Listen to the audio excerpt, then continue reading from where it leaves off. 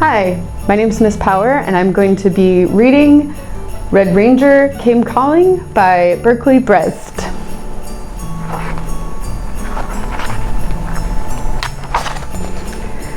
During the Depression years, before the Second War, my folks would banish me from East Orange, New Jersey to Michigan for the school year and then ship me to upstate New York for summer camp. The lone remaining month for Christmas would find me on a train to my Aunt Vi's house on Vashon, a damp little island somewhere off the country's upper left-hand corner. It was an out-of-the-way corner, but a good place to grow things, where strawberries and sour-faced little boys might ripen up sweeter, or so my mother told me each time she sent me away.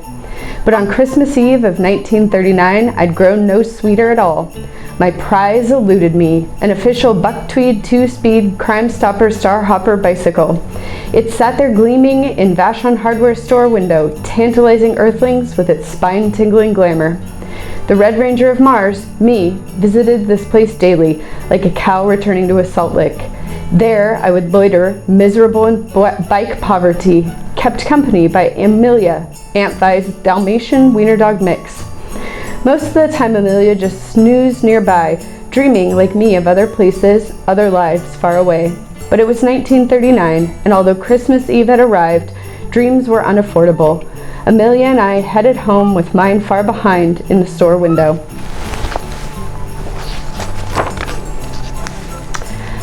As usual, we looked for delays on the walk home. Aunt Vi would be waiting, and we made each other equally uncomfortable, so I saw no reason to hurry. That evening's detour brought me and Amelia past the ramshackle lighthouse perched high on the mist Point Robinson.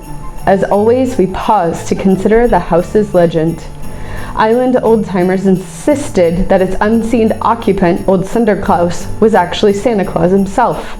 The real McCoy of childish fantasy migrated down from the north to spend his final days in secretive retirement on Vashon Island.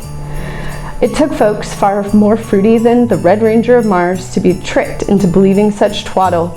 Like many my age, I knew that Santa Claus and the Tooth Fairy and the Easter Bunny were just that. Many more promises hatched by those who weren't very good at keeping any. As we turned to leave, an astonishingly squat little man no bigger than me rushed past us toward the old lighthouse. He carried an overnight carpet bag, which bumped along behind him. The tiny man smiled weakly and tipped his hat, revealing pointy ears. Something flowery needed to be said by the Red Ranger of Mars, but in my shock, all I could come up with was, "Mister, you look like a turnip." I could not recall ever actually seeing a genuine elf, nor calling one a vegetable, but I certain that I just had. An elf, you know whose elf. To a dyed-in-the-wool everything doubter such as myself, it was mind-boggling.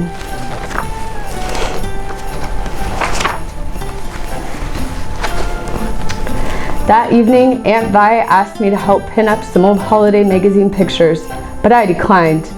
As my mind had been freshly boggled, Vi noticed my peculiar mood and offered to let me open my Christmas gift from her early. It was a glorious buck-tweed space uniform, the bonus highlight being a large red R zooming across the breastplate. I tried it on and she flung a hand across her brow, swooning from the swashbuckling drama of it all. We had finally discovered our first bit of common ground. But my Space Ranger senses detected that the jersey was in truth last year's cast-off pajama top, dyed Ranger red and altered by the loving hands of its giver. Pajamas. I said it with crushing disappointment.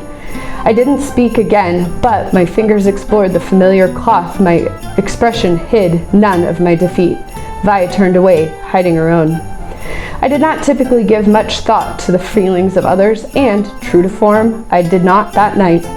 My mother used to tell me that there was natural order to all things, and that mine must have been prickliness. She said that blaming me, or anybody else, for my distant nature would be like blaming a polar bear for eating Canadians.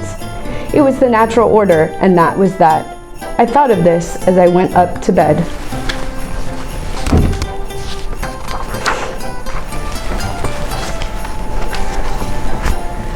As I lay there in the dark, my thoughts returned to the earlier elf sighting. He had looked like the real thing, and elves to Santa Claus are like horseflies to a horse. One means that the other is nearby. For a child, even me, it was all too tempting to believe. But then, wasn't everything and everybody?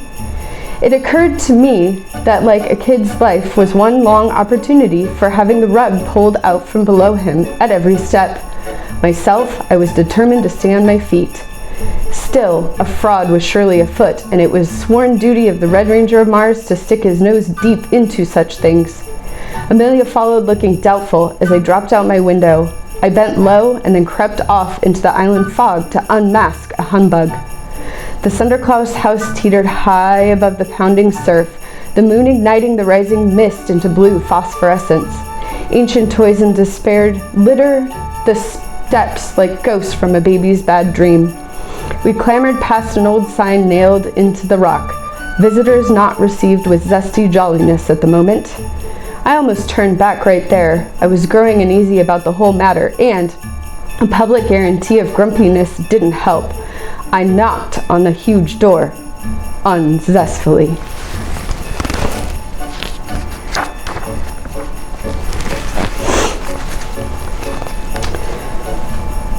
The door swung open slowly on rusty hinges. The little pointy-eared man from before stood there holding a tea tray, scowling. The light from the enormous fire behind him made the room flicker with grotesque shadows. My thoughts turned to retreat, but instead I stood at attention. "The Red Ranger has come calling," I said, and bowed deeply over shaking knees. The little man scowled further, but motioned for us to enter. The terrible shadows were caused by monstrous toys looming in dark corners. And dozing in a fantastic chair was what I figured to be old Santa Claus, the most ancient man I'd ever seen. He coughed quietly and breathed with a rattling wheeze of great antiquity. His body, shrunken and folded, looked as though it had retreated from life itself. But before I could announce myself again, he spoke without looking up. "Turn around," he said, in a voice the age of mountains. "Go home. Go back to bed. What you're looking for isn't here. I'm 435 years old, which makes me very tired." Even in my mounting terror, I was grateful to meet another skilled liar. "I'm Bucktweed, the Red Ranger of Mars, 602 years old," I said, adding as a bonus, "and I do not believe at all in Santa Claus." With that, the little elf shuddered and looked in horror to his master, whose eyes had ignited. The old man began to push himself up from his huge chair, and he finally looked at me, glowering. Frankly, this was more than I could take. I panicked and shot the old faker with my disintegrator ray gun.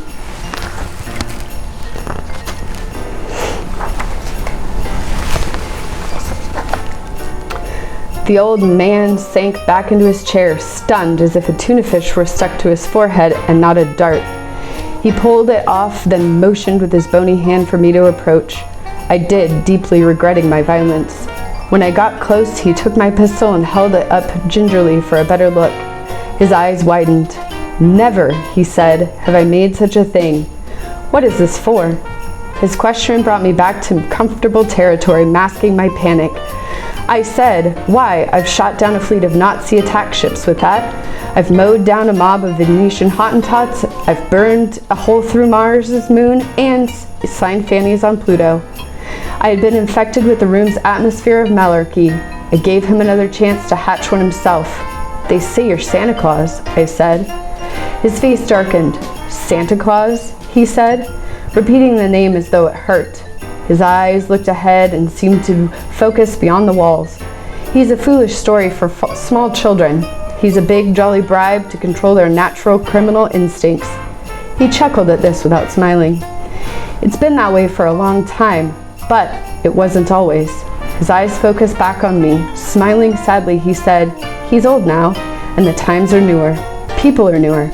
He studied my ray gun. Who'd believe now?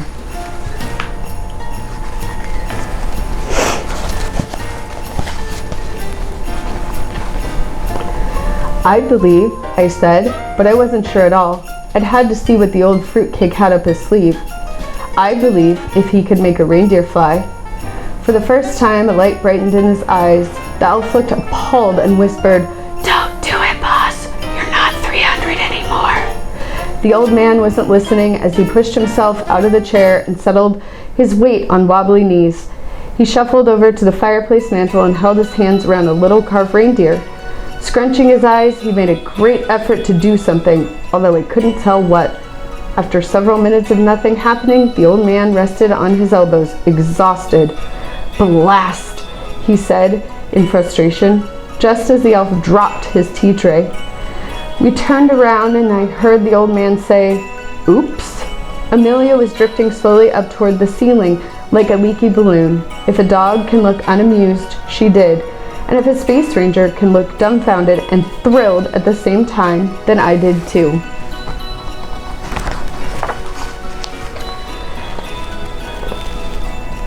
Even a hard nut such as myself sometimes had to consider overwhelming evidence, odd as it was. My mind was saying that I was fixing to get another rug pulled out from below me, but my eyes were saying that a dog was floating in the rafters. The tug of war inside me made me lightheaded, and through a fog of confusion I heard myself say, "I have a wish." The old man's eyes lit up fully this time. The elf looked freshly appalled. "Don't do it, boss. It's been a long time. Let's just get you to bed." The old man waved him off and turned to look at me as if he were starving and I was holding a boysenberry pie. Like an old actor reciting lines from his youth, he said, "So, what would you like for Christmas?" I was already at the edge, so I leapt. "An official buck tweed 2-speed Crime Stopper Star Hopper bicycle," I said. He frowned and looked at me as if I'd asked for a blue cantaloupe. I described my prize again, saying each word slowly and louder. He bent down over the back of the elf and cupped his ear. I made it simple. "I'd like a tweed bicycle." "That's what you want? You're quite sure?" he said, looking surprised. "I'm sure. A tweed bicycle. It's the latest thing." The old man straightened up and scratched his head. "I'll try my best," he said, grinning. I roped Amelia and hauled her down from the overhead beams. She was near emotional collapse during the walk home, but then so was I. On Christmas morning, I awoke to the air colored pink, which I took as a sign of coming paradise. Slipping down the hall, I paused and crossed my fingers for luck before viewing the prize that would guarantee my happiness into old age. Amelia lay spread eagle and snoring on the rug, safely anchored by the toaster and a Hoover vacuum cleaner. Our pitiful tree was tucked against the wall, looking lonely and pitiful as usual. Also as usual, the room was empty of a buck tweed bicycle, completely, utterly, terribly empty.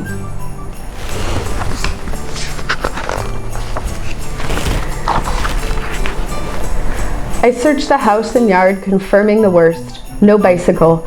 With a few flashy parlor tricks, the old humbug had steered me right into the same old childish quicksand, faith in a grown-up. My disappointment bubbled into anger, and I vowed out loud that Mr. Santa Phony Claus would feel the terrible wrath of the Red Ranger of Mars. Amelia wanted no part of wraths and tried crawling further under the Hoover, but I scooped her up and stomped off in a rage toward the old house on Point Robinson. We made our way over the fresh snow. Out of my mouth poured a symphony of childhood outrage, so fiery in passion, so shocking in fury, that it superheated the morning air. Behind me, it left a great purple fog of cussing residue wafting across the Vashon strawberry fields. Some say it's still drifting about today, causing panic among the rabbits. We reached the house and I stormed in without knocking. Barely noticed the sheets-covered paintings and windows in the hall. I found the old phony upstairs in bed. But there were others in his room. More elves. A swarm of elves, a flock, a flood, a murmuring horde of puny, pointy-eared little men stood about with their hats off. Although foggy-minded in my fury, I couldn't help but be impressed with such a scene. I affixed a double deadly Red Ranger evil eye on the old man in bed. He breathed with whistling rattle and opened his eyes when I stopped at the door. "Boys," he wheezed, "the Red Ranger has come calling." Looking at me, he said, "We're having a going-away party, Red. These old friends were kind enough to see me off." His arms rose shakily outstretched. His eyebrows went high, as if waiting for some sort of wonderful news. "Come closer," he said. eyes glistening. "Tell me exactly what you thought of your special bicycle." "Oh, I'd tell him exactly all right." I paused to organize my fit, but as the steam built up and the vile words arranged themselves, a new emotion began to build, pushing aside my anger. I fought it back, but to my horror, it kept coming. The Red Ranger of Mars, protector of the 23rd and savior of grateful princesses, faced a new enemy: tears. As I think back now, after so many years, it seems they came from more than just a bicycle beyond reach. But before they arrived, the old man's hand reached out toward my own. Years of brainless kid instinct obscured my emotions, and I grasped it. Even through my brimming tantrum, I noticed it was damp and trembling. His eyes stared at mine, looking for the word of a Red Ranger approval. They seemed to beg for it, while old Sunderklaus was nervous. The sad, failing old man, whoever he was, truly believed he'd delivered me my Christmas wish. And then, up from some unexplored crevice inside me, from a place I did not know, came something new in my experience. I opened my mouth and watched, helpless, as it all poured out. The bicycle. Of course, that bicycle, sir. I have never quite had such a glorious machine in all my life. You may have noticed my face actually glowing just now. That was from pride. Using skills gained over a lifetime of telling whoppers, I launched into a soaring account of the adventures I planned aboard a bicycle I knew did not have. His eyes blazed to life with each growing fiction, meeting each swoop from the truth with clapping hands and a triumphant "woo-wee!" After I finished, I sat back, winded from the torrent of joyful fibbery. I was feeling strangely happy when it occurred to me that I had no particular reason to be happy at all. "Let's go home," I said to Amelia, who jumped. She hadn't seen me smile before and figured I was having a seizure. As we turned to leave, I noticed that the elves seemed agitated. At the door, I looked back to see several of them trying gently to keep the old man in his bed. Color had temporarily filled his cheeks, and he struggled to his feet. Grinning impishly, he motioned for silence and bent to elf ear level. He whispered, "Boys, we're back." The little men looked mortified. Turning to me, he smiled and said, "It has been a pleasure having the Red Ranger call." I saluted and said, "Then I'll call again." I meant it, but that's the last I ever saw of the old man. As I headed for the stairs, he had summoned up the last of his strength and stood at the door, his arms outstretched. "Time to fly," he said. Slowly, every one of the gathered elves gently drifted out of his room and up toward the rafters. The expression on their faces looked similar to the one I'd seen on Amelia's the night before. I pried my co-pilot out of the corner where she was wedged in mortal horror, and we left, my head reeling.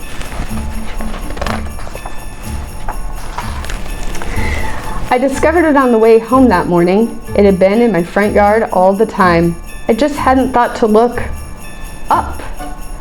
Neighbors had also begun to notice and silently approached. If a dog can look flabbergasted, Amelia did.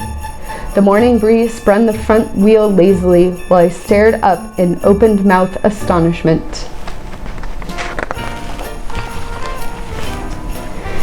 A brand new bicycle, custom made for me, glimmered in the morning sun, piercing the trunk of Vashon Island's oldest fir tree. It sat there 10 feet up, pointing precisely toward the North Pole, as it would for the rest of all time. So if not exactly a tweed bicycle, then surely a treed one, placed there by a strange old man whose ears failed him before his heart did. In the days and years ahead, I would think often of how that useless bicycle had been an answer to both our wishes, my own being one I'd never admitted.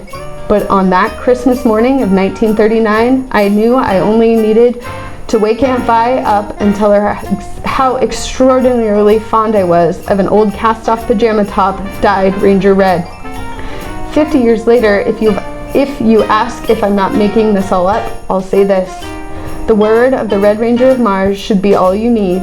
And if you ask if I believe in Santa Claus, I'll say this: mind your own business. And if you ask about that tree on Christmas morning a lifetime ago, the one holding the last bit of an old man's faith and the first of a sour-faced little boy's, I'll say this: it's still there.